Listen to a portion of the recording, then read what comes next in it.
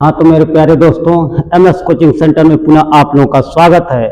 आज का लेक्चर हम लोगों का बहुत बहुत इम्पोर्टेंट लेक्चर है। प्रतिदिन हमने एक एक चैप्टर का डेरिवेशन लेकर चल रहे, वो ऑब्जेक्टिव लेकर चल रहे थे, एमसीक्यू। आप लोगों को बता दूं, जो नहीं देखे हैं, आपका जो है हमारा जो भी ऑब्जेक्टिव क्वेश्चन है उसको जो है हमारे चैनल एमएस कोचिंग सेंटर के माध्यम से सर्च करके देख सकते हैं। प्रतिदिन एक एक चैप्टर का फिजिक्स, क्लास 12 का, कक्षा 12 का फिजिक्स से लिया गया आपका एक एक चैप्टर का मैंने जो मोस्ट इंपोर्टेंट जो भी ऑब्जेक्टिव क्वेश्चन था उसको मैंने एक एक वीडियो में आपका जो है बनाया हूं। और जो है बाकी पहला चैप्टर, दूसरा चैप्टर, तीसरा, चौथा, ऐसे कर करके जो भी मतलब एकदम महत्वपूर्ण कहा जाए, जितना इंपोर्टेंट कह सकते हो, जो सबसे 2025 की दृष्टि से आने वाला है, ऐसे ऐसे क्वेश्चन को हमने ऑब्जेक्टिव बनाया है। और इसके बाद हम लोग आज के लेक्चर में पूरे एक से लेकर और जो भी हमारा चैप्टर फर्स्ट खंड है फिजिक्स का, भौतिकी का पहला जो खंड है विधु से, आपका जो है वह जो है पहले खंड का जो भी चैप्टर है उसका जो है जो पूरे चैप्टर को मिलाकर जो महत्वपूर्ण क्वेश्चन है उसको मैंने आज जो है आप लोगों के सामने आपको लेक्चर में रखा हूं, जो आप जो है देख सकते हैं। आपका मैं वीरेश सर, आपका डिग्री बाजार तमकुही राज्य कुशीनगर उत्तर प्रदेश से, और मेरा चैनल आपके सामने प्रस्तुत है एमएस कोचिंग सेंटर, डिग्री बाजार तमकुही राज्य कुशीनगर उत्तर प्रदेश। आप जो है एक तीर दो निशाना एक साथ कर सकते हैं, क्योंकि यहाँ ऑफलाइन और ऑनलाइन दोनों जो है पढ़ाई हो रही है, दोनों तरह से स्टडी जो है कराया जा रहा है, ऑनलाइन भी और ऑफलाइन भी। यानी यहाँ जो है ऑफलाइन के द्वारा जो पढ़ रहा है पुनः घर जाकर रिवीजन भी कर सकते हैं आपको, तो दोनों माध्यम से चल रहा है। और आपको एक जो है खुशखबरी सुना दूं कि 2026 के लिए, यानी जो 2026 से पेपर देने वाले बच्चों के लिए यह खुशखबरी है कि नया जो बैच है वह 2 जनवरी से स्टार्ट होने जा रहा है। आप जो है समय को ध्यान में रखते हुए और जो है अपना बैच में शामिल हो सकते हैं। 2 फरवरी 2025 से स्टार्ट होने जा रहा है नया बैच, इंटर का और हाई स्कूल दोनों, यानी जो है 10 और 12 का बैच 2 फरवरी से स्टार्ट होने जा रहा है।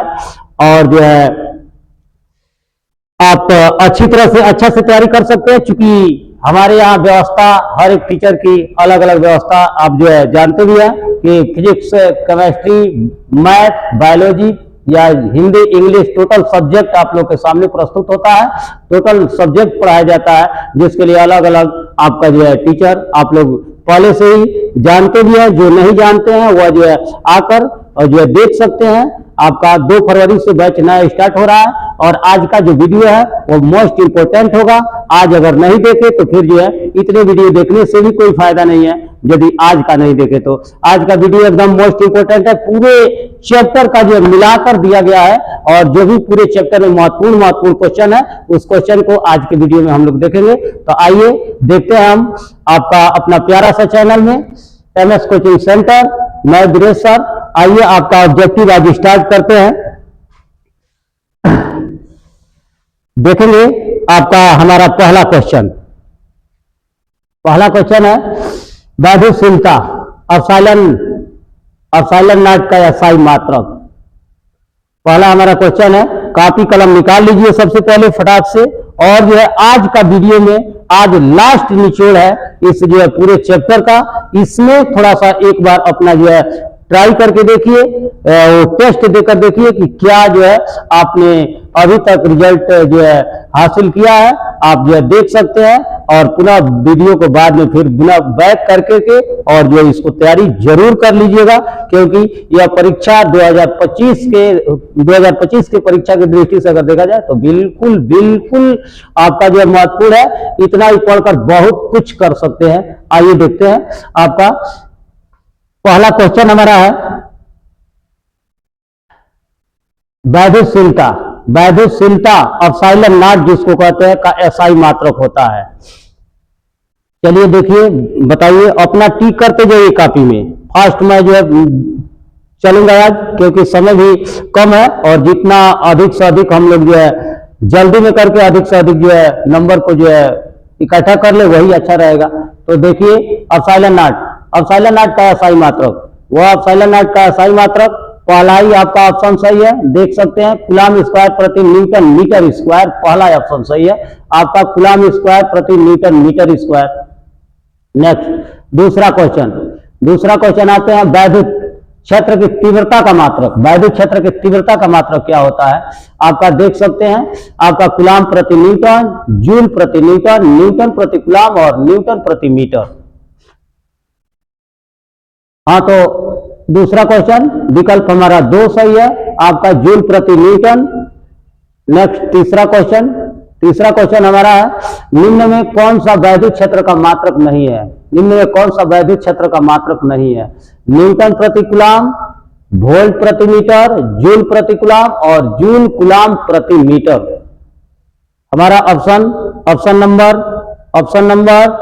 नंबर 3 सही है। आगे बढ़ते हैं, चौथा क्वेश्चन एक बार जो है पढ़िए। कह रहा है कि विद्युत फ्लक्स का मात्रक है न्यूटन प्रति कूलम, वोल्ट प्रति मीटर, वोल्ट प्रति मीटर और न्यूटन मीटर प्रति कूलम। जल्दी लगाइए ऑप्शन। चलिए कौन सही है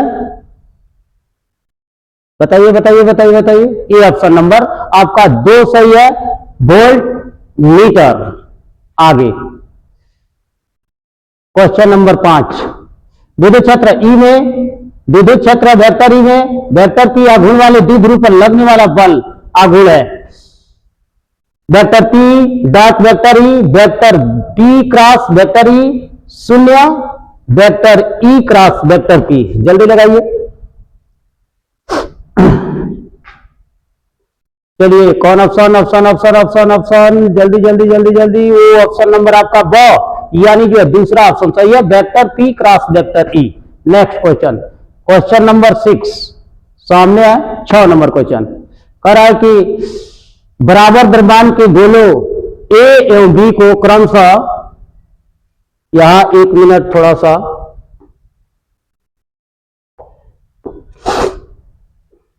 यहां थोड़ा सा मिस्टेक हुआ है, गौर कीजिएगा। कह रहा है कि बराबर द्रव्यमान के गोले ए और बी को क्रमशः प्लस क्यू और माइनस क्यू, ये नहीं है आपका, प्लस क्यू और माइनस क्यू आवेश दिया गया है। यदि आवेशन के पश्चात इसके द्रव्यमान क्रम से एम ए एवं एम बी हो तो एम ए एवं एम बी में संबंध होगा। कौन सा संबंध होगा दोनों में, बताइए।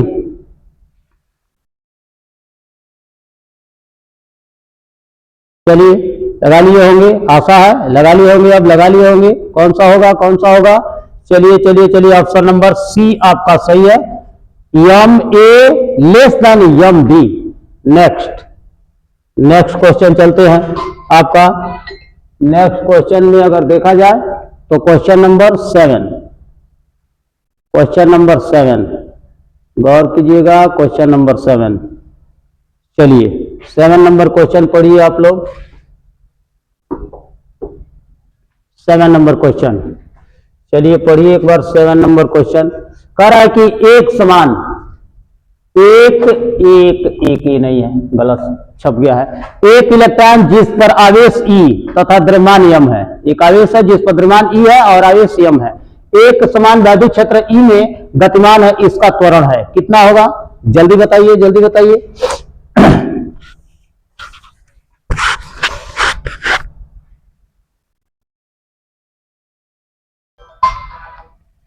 चलिए आपका option number B, E by M, option number B सही है।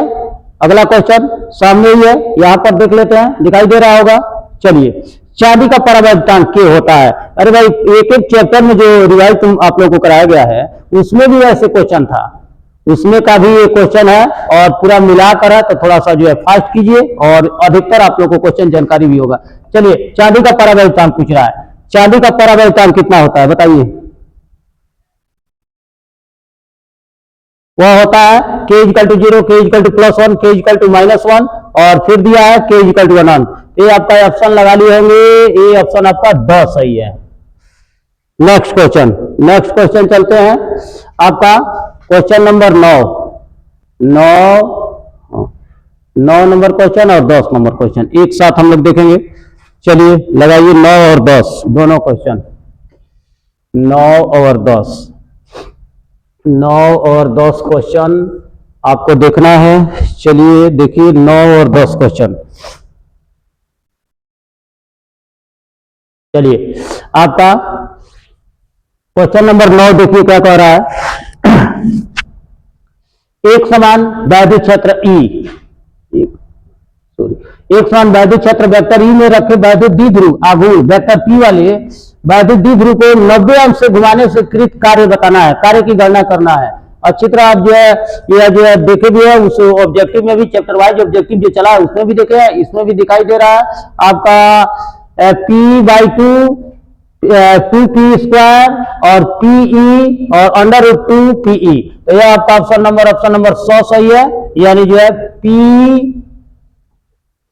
ये ऑप्शन नंबर 100। चलते हैं आपका 10 नंबर क्वेश्चन। एक बिंदु आवेश पर वैद्युत द्विध्रुव के कारण लगने वाला बल, ये तो बल है, बल ये बल है। बल आपका एक बिंदु आवेश पर वैद्युत द्विध्रुव के कारण लगने वाला बल कितना बल होता है, निर्भर करता है, किस पर निर्भर करता है, क्या है यह आपका पहला है F समानुपाती 1/r, F समानुपाती 1/r² और F समानुपाती 1/r3, F समानुपाती 1/r4। अच्छी तरह उसमें भी है जो ऑब्जेक्टिव देखे थे। चलिए टिक कीजिए, आपका जो है ऑप्शन नंबर सी सही है, आपका F समानुपाती 1/r3। नेक्स्ट अगला क्वेश्चन चलते हैं। अगला हमारा क्वेश्चन है 10 हो गया। क्वेश्चन नंबर 11 क्वेश्चन और 12 एक साथ देखते हैं। चलिए क्वेश्चन नंबर 11 और 12 पढ़िए, एक बार पढ़िए। क्वेश्चन नंबर 11 और क्वेश्चन नंबर 12। चलिए देखिए क्वेश्चन नंबर 11 पढ़िए।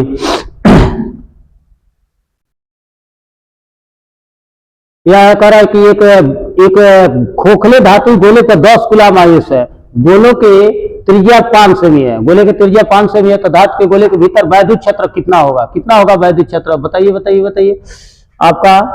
चलिए बताइए कितना होगा। चलिए ये ऑप्शन नंबर आपका पहला ही सही है, 0 होगा। अगर जो है खोखला गोला है धातु गोले, तो धातु खोखला गोला है तो 10 कूलम आवेश है आपका गोले पर, तो गोलों के त्रिज्या 5 सेमी है, तो धातु के गोले के भीतर वैद्युत क्षेत्र कितना होगा, वैद्युत क्षेत्र आवेश होगा ही नहीं, तो वैद्युत क्षेत्र कहां से होगा, यानी 0 होगा। ऑप्शन नंबर पहला ही सही है। 12 नंबर क्वेश्चन। एकांक धन आवेश विद्युत क्षेत्र के प्रत्येक बिंदु पर समान बल का अनुभव करता है, तो विद्युत क्षेत्र होगा कौन होगा, एक समान होगा या एक समान नहीं होगा, परिवर्तित होगा या कुछ नहीं कहा जा सकता है, बताइए कौन होगा। तो वह होगा आपका ऑप्शन लगा लिए होंगे ए एक समान, यानी पहला ऑप्शन सही है, एक समान होगा। नेक्स्ट अगला क्वेश्चन चलते हैं। क्वेश्चन नंबर हमारा 12 हो गया। क्वेश्चन नंबर 13 और 14 एक साथ देखते हैं। 13 और 14 चलिए देखिए 13 और 14 क्वेश्चन। वैद्युत विभव का मात्रक, 13 नंबर क्वेश्चन है वैद्युत विभव का मात्रक। और क्या होगा वैद्युत विभव का मात्रक, जूल प्रति कूलम, जूल इंटू कूलम और जूल ये कूलम है, कूलम प्रति जूल और न्यूटन प्रति कूलम। जल्दी बताइए वैद्युत विभव का, ये तो आप अच्छी तरह पहले से ही जानते हैं। यह होता है जूल प्रति कूलम, यानी पहला ही ऑप्शन सही है, जूल प्रति कूलम। हाँ देखिए 13 नंबर क्वेश्चन, ऑप्शन नंबर 13 का ऑप्शन नंबर पहला सही है आपका, जूल प्रति कूलम। आगे बढ़ते हैं। आगे कह रहा है कि E इक्वल टू 0 तीव्रता वाले वैद्युत क्षेत्र में विभव V का दूरी R के साथ परिवर्तन होगा, कितना परिवर्तन होगा बताइए। पहला कह रहा है कि V और प्रोपोर्शनल होगा 1/r का, V प्रोपोर्शनल होगा R का और V प्रोपोर्शनल 1/r² का और V R पर निर्भर नहीं। ऑप्शन नंबर आपका कौन सा सही है, B ब नहीं और नहीं 100 नहीं, ये 2 ऑप्शन सही है, V और R पर निर्भर नहीं। चलिए बहुत बढ़िया। अगला अगला हमारा 15 नंबर क्वेश्चन। 15 नंबर, 15 और 16 एक साथ लेते हैं लेकिन नहीं आ पाएगा।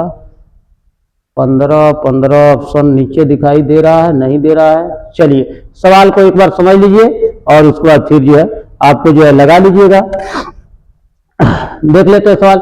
नीचे दिए गए चित्र में ए और बी बिंदुओं के बीच तुल्य है धारिता कितना होगा। यहाँ 4 दिया है, 3 माइक्रोफैरड, 3 माइक्रोफैरड, 3 माइक्रोफैरड, 3 माइक्रोफैरड। आपका 3 माइक्रोफैरड चारों जो है आपका 3 माइक्रोफैरड का है। 3 जो है अलग अलग जो है संधारित्र दिया है, उसकी धारिता पूछ रहा है। तो देख सकते हैं आपका श्रेणी क्रम समांतर क्रम कितना होगा, आपस में जोड़ेंगे तो कितना होगा। तीनों चारों एक समान है। तुरंत 1 मिनट में आप कैलकुलेट इसको कर सकते हैं कितना होगा। कर लिए कैलकुलेट, कर लिए। चलिए कर लीजिए, तब तक पानी पी ले। कीजिए कीजिए।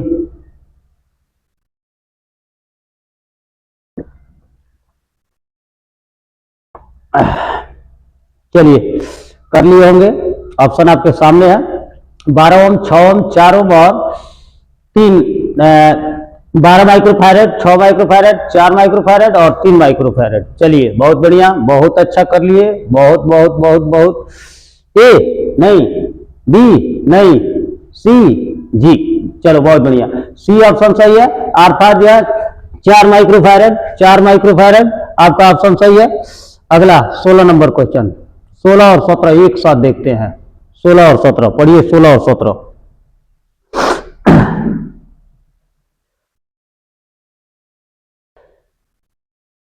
चलिए आपका कह रहा है वायु में एक सेमी दूरी पर रखे प्रत्येक 1 माइक्रोकूलम के 2 धनात्मक बिंदु आवेशों के निकाय की वैद्युत स्थिति ऊर्जा कितना होगा। 0.9 इलेक्ट्रॉन वोल्ट, 0.9 जूल, 1 जूल और 9 जूल। जल्दी बताइए।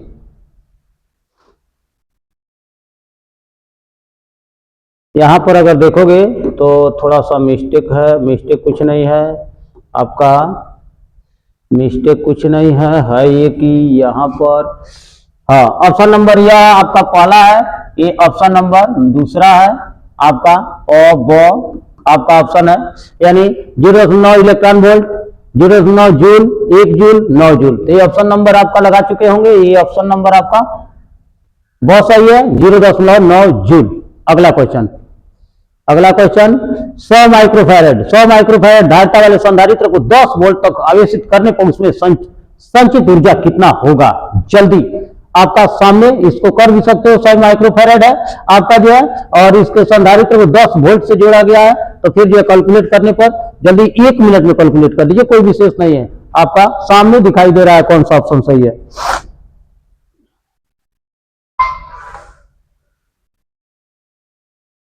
हाँ तो यह है आपका ऑप्शन नंबर पहला ही सही है। 5 × 10 पर -3 घात जूल। चलिए आगे बढ़ते हैं।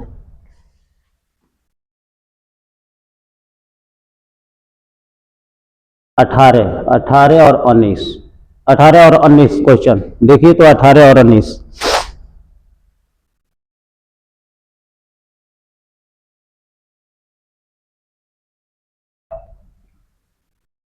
हाँ 18 नंबर क्वेश्चन कह रहा है कि एक बेलनाकार चालक की प्रतिरोध एवं विशिष्ट चालकता का गुणनफल निर्भर करता है। बताइए जल्दी बताइए। हाँ देखिए आपका एक बेलनाकार चालक की प्रतिरोध एवं विशिष्ट चालकता का गुणनफल निर्भर करता है। क्या निर्भर? तापमान, पदार्थ पर, अनुप्रस्थ परिच्छेद पर, क्षेत्रफल पर, इनमें से कोई नहीं।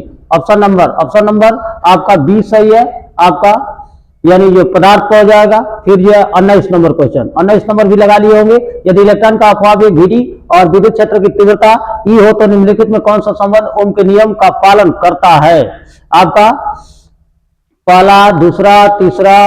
पहला दिया है वीडी समानुपाती नियतांक, वीडी समानुपाती ई, और वीडी समानुपाती √E, वीडी समानुपाती ई स्क्वायर। तो ये आप जो है देख सकते हैं। इसका ऑप्शन नंबर आपका जो है कौन सा सही है।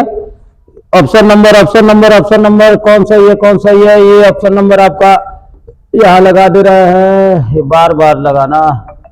चलिए ऑप्शन नंबर आपका दिखाई दे रहा है कोई। ऑप्शन नंबर बी सही है, ब सही है। वीडी समानुपाती ई होता है, वीडी समानुपाती ई। चलिए बहुत बढ़िया। इसके बाद नेक्स्ट अगला क्वेश्चन, अगला क्वेश्चन सामने है, देख लीजिए 20 नंबर भी क्वेश्चन सामने पढ़िए, 20 नंबर भी क्वेश्चन, चलिए पढ़िए।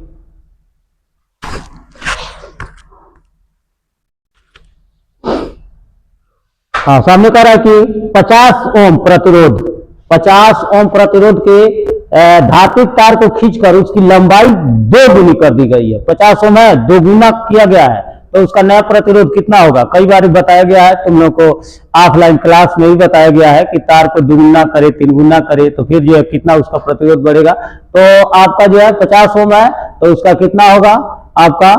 तो वह होगा 200 ओम। यानी ऑप्शन नंबर 4 सही है। फिर आगे बढ़ते हैं, क्वेश्चन नंबर 20 हो गया, क्वेश्चन नंबर 21, 22 एक साथ, चलिए पढ़िए 21, 22, 21 और 22 क्वेश्चन।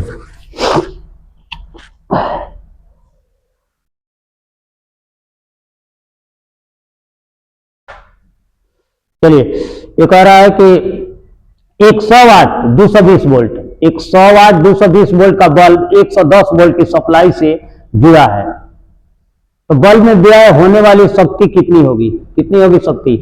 चलिए बताइए। कह रहा है कि 100 वाट 220 वोल्ट का बल्ब 110 वोल्ट की सप्लाई से जोड़ी गई है, तो बल्ब में व्यय होने वाली शक्ति कितनी होगी? 100 वाट, 50 वाट, 25 वाट, 2 वाट? जल्दी बताइए, जल्दी बताइए। चलिए, ऑप्शन ए नहीं, बी नहीं, चलिए ऑप्शन सी आपका सही है। ऑप्शन नंबर सी आपका, ऑप्शन नंबर सी सही है। नेक्स्ट क्वेश्चन, नेक्स्ट चलिए 22 नंबर क्वेश्चन। पर किसी तार का वैद्युत प्रतिरोध, किसी तार का वैद्युत प्रतिरोध 500 ओम है, इसकी वैद्युत चालकता कितनी होगी? किसी तार का वैद्युत प्रतिरोध दे दिया है, आर की वैल्यू दिया है आपका 500 ओम, तो इसकी चालकता कितनी होगी बताइए? 500 ओम, 500 प्रति ओम, 0.02 प्रति ओम, 50 प्रति ओम और 0.002 प्रति ओम। चलिए कौन सही? Option option option option A, B, C, D. Option number आपका चौथा सही है, 0.002 प्रति ओम। नेक्स्ट क्वेश्चन, चलिए इसके बाद हम चलते हैं 23 नंबर क्वेश्चन, 23 और 24 एक साथ, 23 और 24, चलिए पढ़िए 23 और 24, क्वेश्चन नंबर 23 और 24। हाँ, तो करा एक समान पदार्थ के दो घनों की भुजाएं क्रमशः आपका यल तथा टूएल है, इसके प्रतिरोध का अनुपात कितना होगा? प्रतिरोध का अनुपात, प्रतिरोध का अनुपात 1:1, 1:2, 2:1 और 4:1। आइए देखते हैं, ये ऑप्शन नंबर आपका 100 सही है, यानी तीसरा ऑप्शन सही है, 2:1। अगला 24 नंबर क्वेश्चन, 24 नंबर क्वेश्चन का 3 समान प्रतिरोधों को श्रेणी क्रम के तुल्य R तथा समांतर क्रम में तुल्य R2 है। 3 प्रतिरोध है जो आपका जो है कर श्रेणी क्रम में जोड़ा गया तो R और समांतर क्रम में जोड़ा गया तो R2 आया है, तो फिर R1 = N R2 हो तो N का न्यूनतम संभव मान होगा, कितना होगा? 1/9, 1/3, 3 और 9। चलिए बताइए कौन ऑप्शन? ऑप्शन नंबर जल्दी टिक कीजिए, ये आपका ऑप्शन नंबर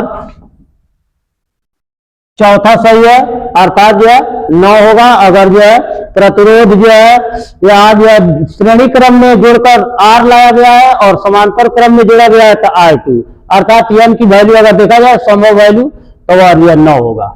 नेक्स्ट अगला क्वेश्चन देखते हैं 25 नंबर, 25 और 26, चलिए केवल 25। और किसी चालक की प्रतिरोधता निर्भर करता है, तो चालक की प्रतिरोध कई बातों पर निर्भर करता है, आप लोग पहले से ही जान चुके हैं। किसी चालक की प्रतिरोधकता निर्भर करता है चालक की एक नहीं है, ये गलत से जो छप गया है,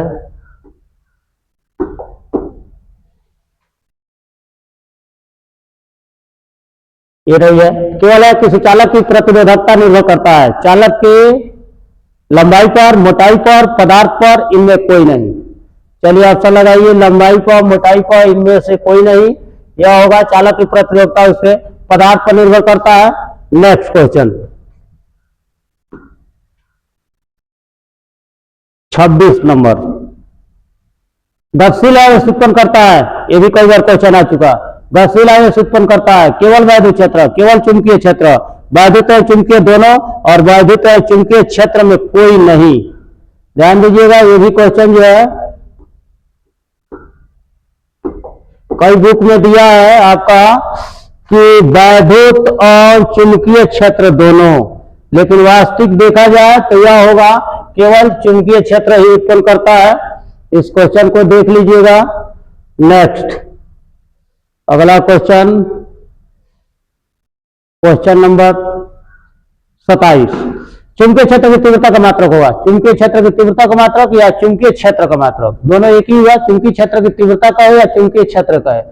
पहला ऑप्शन है weber, weber, weber into meter square, weber प्रति मीटर स्क्वायर, वेबर और वेबर प्रति मीटर। जल्दी बताइए कौन होगा?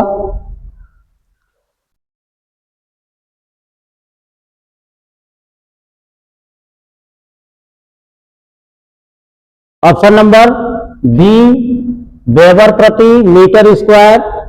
ऑप्शन आपका बी सही होगा, वेबर प्रति मीटर स्क्वायर। ये आपका दूसरा नंबर ऑप्शन सही है, वेबर प्रति मीटर स्क्वायर। नेक्स्ट अगला क्वेश्चन सामने आपका है, 1/√μ0 μ0 का मात्रक, जो मोस्ट इंपोर्टेंट क्वेश्चन है, हर परीक्षा में पूछने वाला क्वेश्चन आपका 1/μ0 का मात्रक है न्यूटन प्रति कूलम, मीटर प्रति सेकेंड, वेबर प्रति मीटर स्क्वायर और फैराड। इसको जब हल करेंगे, कई बार ये भी बताया गया है, तो यह होगा आपका मीटर प्रति सेकेंड। ऑप्शन नंबर सी सही है,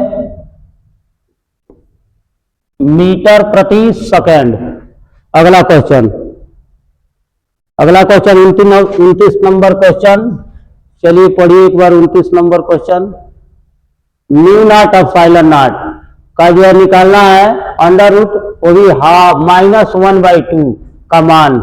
ये भी क्वेश्चन मोस्ट इंपोर्टेंट है, कई बार बताया गया है।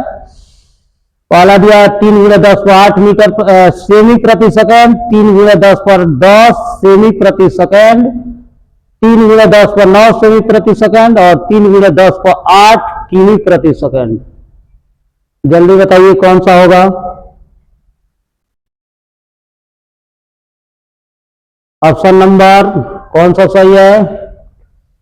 हमारा ऑप्शन सही है, जल्दी लगाइए कौन सा होगा। ऑप्शन पहला ही सही है आपका, 3 × 10⁸ सेमी प्रति सेकेंड।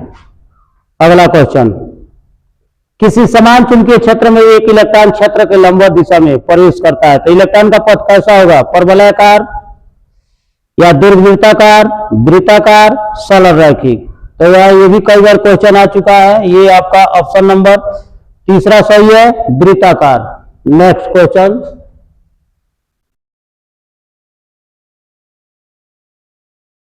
इकतीस नंबर क्वेश्चन। चलिए क्वेश्चन पहले पढ़ लीजिए। चुंबकीय क्षेत्र बी, वेक्टर बी में वेग वेक्टर भी से गतिमान आवेश Q के एक कण पर लगने वाला बल जो होगा वेक्टर F का मान कितना होगा? पहला है Q by vector B cross vector B और vector B cross vector B upon Q।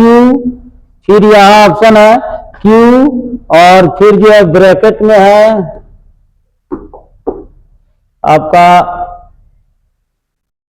Bracket में आपका दिया है Q और जो है फिर जो वेक्टर भी क्रॉस वेक्टर भी और वेक्टर भी cross vector Q cross vector E. Option कौन सा ऑप्शन सही है? दोनों में देख लीजिए, एक बार कंपेयर कीजिए। दो ऑप्शन ऊपर है, दो ऑप्शन नीचे है, कौन सा सही है? ऑप्शन नंबर 100 यानी जो है तीसरा ही ऑप्शन सही है आपका, Q वेक्टर भी cross vector B. Next question 32 number question. चुंबकीय क्षेत्र बी, चुंबकीय क्षेत्र बी के लंबवत भी वेग से चलने वाले आवेग Q पर लगने वाला बल F का मान है। और चुंबकीय क्षेत्र बी के लंबवत चलने वाले भी वेग से चल रहा है, तो उस पे आवेश Q पर लगने वाला बल F का मान कितना होगा? पहला ऑप्शन है F equal to Q V B, F equal to Q V by B, और F equal to Q B by B, और F equal to B B by Q. कई बार निकाला गया है ये भी क्वेश्चन। आपका चुंबकीय क्षेत्र बी के लंबवत भी वेग से चलने वाले क्यू इसका लगने वाला बल जो होगा वह आपका F इजिकल टू होगा क्यू भी बी, क्यू भी बी। पहला ही क्वेश्चन सही, पहला ऑप्शन सही है। नेक्स्ट चलते हैं 33 नंबर क्वेश्चन। वैद्युतशीलता एप्सिलॉन नॉट, वैद्युतशीलता एप्सिलॉन नॉट है यह। एप्सिलॉन नॉट बनाने में मिस्टेक हुआ है। वैद्युतशीलता एप्सिलॉन नॉट तथा चुंबकशीलता म्यू नॉट के माध्यम में विद्युत चुंबकीय तरंगों का वेग कितना होता है? Under root mu naught into epsilon naught. दूसरा ऑप्शन है 1 by under root mu naught epsilon naught. तीसरा है under root mu naught epsilon naught by mu naught, और फिर जो है लास्ट ऑप्शन है mu naught by epsilon naught. ठीक कीजिए कौन सा ऑप्शन सही है।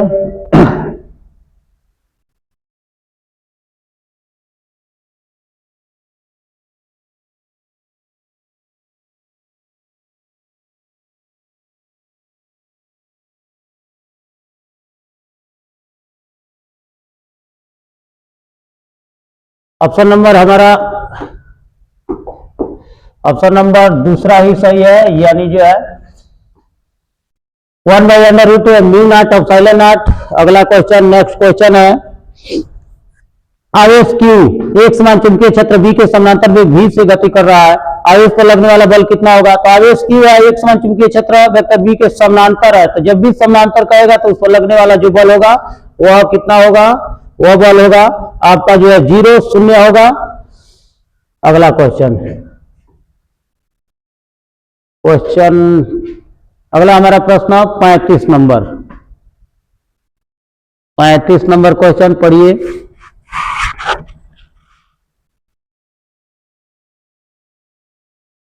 कह कि यह लंबाई के तार को वृत्ताकार कुंडली में मोड़ा जाता है, तो कुंडली में वैद्युत धारा I प्रवाहित करने पर केंद्र को उत्पन्न चुंबकीय क्षेत्र होता है, कितना होता है? Mu not pi I by L. दूसरा 2 mu naught pi I by L. फिर तीसरा हमारा ऑप्शन है mu not I by 2L। फिर चौथा ऑप्शन है mu not pi I by 2L। कौन सा ऑप्शन सही है? A B C D बोलिए कौन सा ऑप्शन सही है? हमारा ऑप्शन सही है, लगाइए जल्दी ऑप्शन लगाइए। ऑप्शन नंबर पहला ही सही है, mu not pi I by L.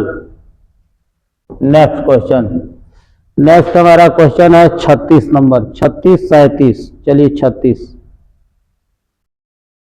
कह रहा है कि एक समान चुंबकीय क्षेत्र में किसी आवेशित कण के वृत्तीय पथ की त्रिज्या अनुक्रमानुपाती होती है। किसकी अनुक्रमानुपाती होती है? चलिए बताइए। कण के आवेश के, कण के संवेग के, चुंबकीय क्षेत्र की तीव्रता के, फिर जो है कण की ऊर्जा के। हमारा ऑप्शन नंबर लगाइए जल्दी लगाइए, कौन है? ऑप्शन नंबर हमारा है यह ऑप्शन नंबर दूसरा सही है। कण के वेग, कण के संवेग पर निर्भर कर संवेग के अनुक्रमानुपाती होता है। Next question, question number 37 number question. चल कुंडली धारामापी की वृद्धि की जा सकती है क्या करके? कुंडली का क्षेत्रफल घटाकर, कुंडली में फेरों की संख्या घटाकर, कुंडली के क्षेत्रफल बढ़ाकर, और कुंडली के क्षेत्रफल का मान बढ़ाकर, चुंबकीय क्षेत्र का मान बढ़ाकर। जल्दी बताइए।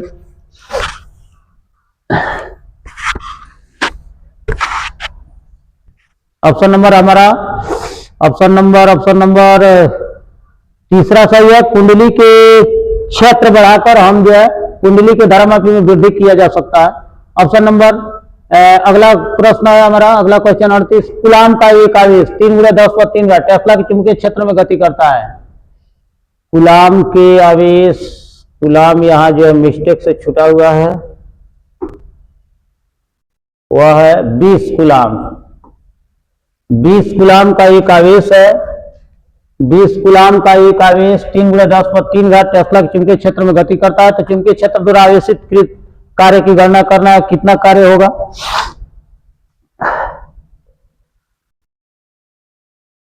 हमारा कार्य 6 गुणे 10 पर 3 घात 0, 6.6 गुणे 10 पर 3 घात और 6.2 गुणे 10 पर 3 घात। हमारा ऑप्शन दूसरा ही सही है, यानी 0 कार्य होगा।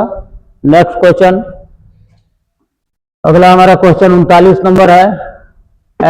चुंबकीय आघूर्ण का मात्रक है, चुंबकीय आघूर्ण का मात्रक, बिल्कुल ही जी। बताइए चुंबकीय आघूर्ण का मात्रक कितना होता है। चलिए लगा लिए होंगे। ऑप्शन नंबर दूसरा सही है, यानी बी सही है, एम्पियर प्रति मीटर स्क्वायर। अगला 40 नंबर क्वेश्चन, यदि ई तथा एच क्रमशः विद्युत क्षेत्र तथा चुंबकीय क्षेत्र की तीव्रता को प्रदर्शित करते हैं तो ई बाई एच का मात्रक होगा, कई बार यही बताया गया है। बताइए कितना होगा। एम्पियर ओम वोल्ट जूल, कौन सा सही है, एम्पियर ओम वोल्ट जूल, तो यह है आपका ब ऑप्शन, ओम होगा। अगला क्वेश्चन, डोमेन किस पदार्थ में बनते हैं, प्रतिचुंबकीय, अनुचुंबकीय, लव चुंबकीय और इनमें कोई नहीं। बताइए डोमेन, डोमेन किस पदार्थ में बनते हैं, प्रतिचुंबकीय, अनुचुंबकीय, लव चुंबकीय और इनमें कोई नहीं, तो ये बनता है लव चुंबकीय में। ऑप्शन नंबर तीसरा सही है, लव चुंबकीय। अगला क्वेश्चन 42 नंबर, वो कौन सा है या वह कौन सा चुंबकीय पदार्थ है जो बाएं चुंबकीय क्षेत्र का विरोध करता है। बताइए, पहला प्रतिचुंबकीय पदार्थ, अनुचुंबकीय पदार्थ, लव चुंबकीय पदार्थ और सभी। पहला प्रतिचुंबकीय, दूसरा अनुचुंबकीय, तीसरा लव चुंबकीय और सभी। तो यह ऑप्शन नंबर आपका पहला सही है, प्रतिचुंबकीय पदार्थ, प्रतिचुंबकीय पदार्थ। नेक्स्ट क्वेश्चन, सामने ये प्रेरकत्व का मात्रक बताना है, प्रेरकत्व का मात्रक। चलिए बताइए प्रेरकत्व का मात्रक कितना होता है, तो वह होता है, आप अच्छी तरह पता है, पहला ही ऑप्शन सही है, ओम सेकेंड। अगला क्वेश्चन नेक्स्ट हमारा क्वेश्चन है 44 और 45 एक साथ देखते हैं। चलिए 44 मोस्ट इंपोर्टेंट क्वेश्चन। समय टी बीमा नहीं है, समय टी का जो बीमा है वो नहीं है, कौन नहीं है, देखिए आपका टी किसका बीमा नहीं है वही बताना है। एल बाई आर का, आरसी का, अंडर रूट आरसी का और आर बाई सी का। तो जो बीमा है आपका पूछ रहा है टी किसका नहीं है, तो किसका नहीं बीमा है आपका, ये टी जो है आर बाई सी का बीमा नहीं होता है, आर बाई सी का बीमा नहीं होता है। आगे अगला हमारा क्वेश्चन एक और है, पढ़िए एक और क्वेश्चन नंबर 45 कह रहा है कि एक प्रत्यावर्ती धारा परिपथ में 8 ओम तथा एक प्रत्यावर्ती धारा परिपथ में 8 ओम का प्रतिरोध तथा 6 ओम प्रतिघात का प्रेरकत्व श्रेणी क्रम में लगे हैं। परिपथ की प्रतिबाधा होगी 2 ओम, 10 ओम, 14 ओम और 14 कड़ी में 2 ओम। कौन सा ऑप्शन सही है, कि हमारा ऑप्शन सही है, ऑप्शन नंबर दूसरा 10 ओम। आगे बढ़ते हैं 46 नंबर क्वेश्चन, 46 और 47 एक साथ देखिए। 46 क्वेश्चन पढ़िए।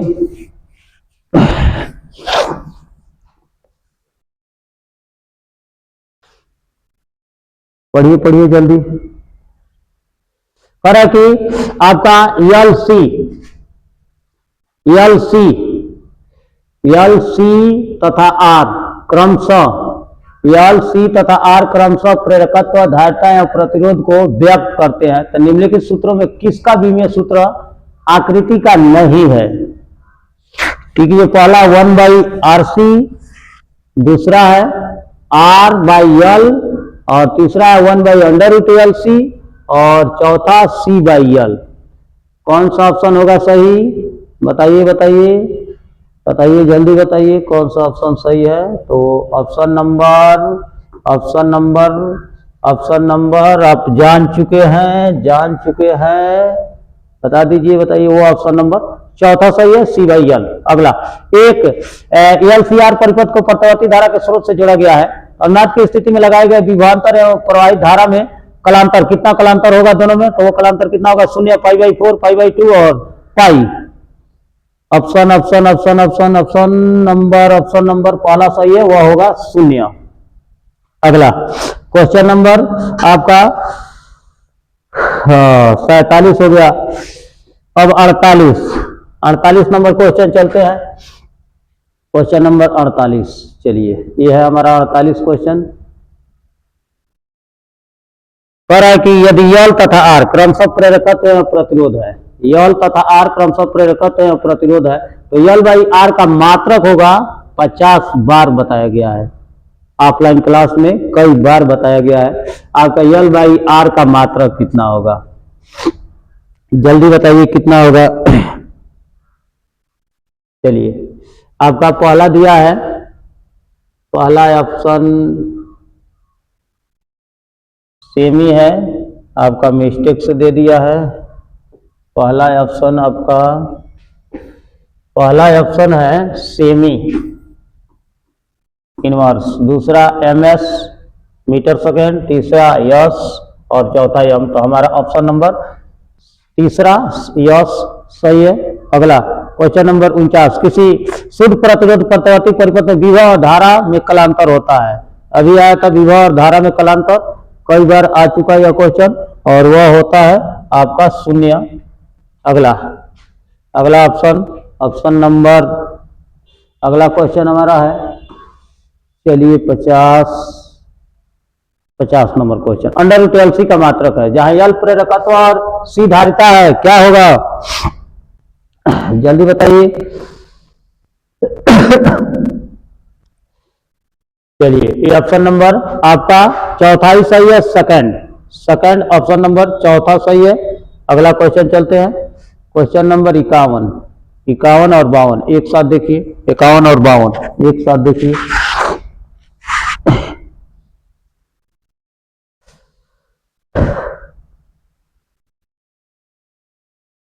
चलिए, कह रहा है कि यदि वेक्टर ई तथा वेक्टर बी वैद्युत चुंबकीय तरंग के क्रमशः वैद्युत वेक्टर तथा चुंबकीय वेक्टर हो, तो वैद्युत चुंबकीय तरंग के संचरण की दिशा अनुदित होगी। ऑप्शन नंबर पहला है वेक्टर ई, दूसरा है वेक्टर बी, तीसरा है vector E dot vector B और vector E cross vector B. Option number चौथा सही है, vector E cross vector B. इसी के साथ 52 नंबर क्वेश्चन, विद्युत चुंबकीय तरंगों की प्रकृति होती है अनुप्रस्थ, अनुदैर्ध्य, अनुप्रस्थ और अनुदैर्ध्य दोनों और कोई नहीं। हमारा ऑप्शन है, ऑप्शन नंबर पहला ही सही है। आपका अनुप्रस्थ होती है, विद्युत चुंबकीय तरंगे जो होती है अनुप्रस्थ तरंगे होती है। अगला क्वेश्चन, क्वेश्चन नंबर 53।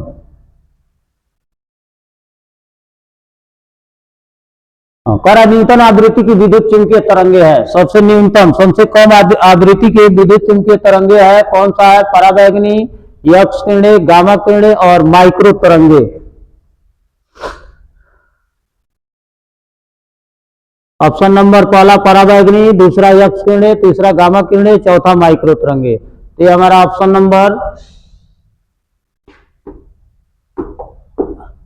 नंबर चौथा ही सही है, वह है माइक्रो तरंगे।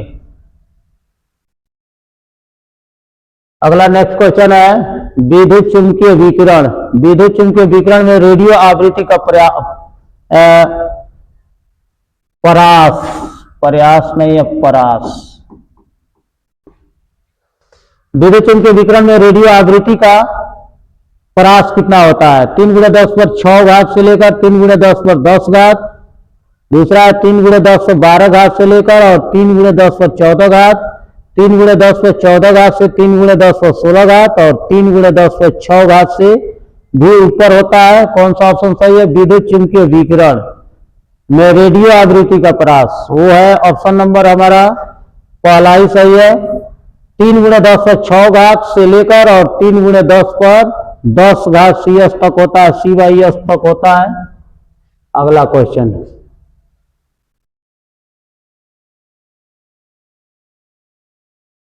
चलिए क्वेश्चन पहले 55 देख लेते हैं। कहा कि निम्नलिखित में कौन विद्युत चुंबकीय तरंगे नहीं है, विद्युत चुंबकीय तरंगे नहीं है, गामा किरण, एक्स किरण और रक्त किरण और बीटा किरण। तो यह जो है विद्युत चुंबकीय तरंगे नहीं है बोल रहा है।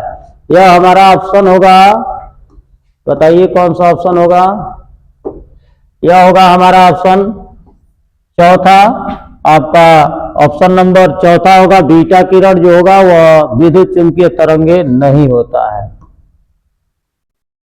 और लास्ट क्वेश्चन है 56 नंबर, लास्ट क्वेश्चन हमारा है विद्युत चुंबकीय तरंगे उत्पन्न करती है, क्या उत्पन्न करती है? स्थिर आवेश, नियम वेग, गतिशील आवेश द्वारा। ऑप्शन नंबर बी में कुछ प्रॉब्लम है। पहला है स्थिर आवेश, गतिशील आवेश, गतिशील आवेश मानकर चलिए, स्थिर आवेश, गतिशील आवेश, त्वरित आवेश और आवेशहीन कण द्वारा। किससे उत्पन्न होता है चुंबकीय तरंगे? चुंबकीय तरंगे उत्पन्न किससे होता है? तो विद्युत चुंबकीय तरंगे उत्पन्न होती है त्वरित आवेश के द्वारा। ऑप्शन नंबर सी सही है। ये आप लोगों का पूरा टोटल फिजिक्स का क्लास 12 फिजिक्स का जो है पूरा चैप्टर फिजिक्स का पहले पार्ट का जो भी महत्वपूर्ण क्वेश्चन था ये आप लोग के सामने प्रस्तुत हुआ है। फिर जो है पुनः हम अगले वीडियो में मिलते हैं सेकंड पार्ट को लेकर, सेकंड पार्ट का ऑब्जेक्टिव। तब तक के लिए धन्यवाद।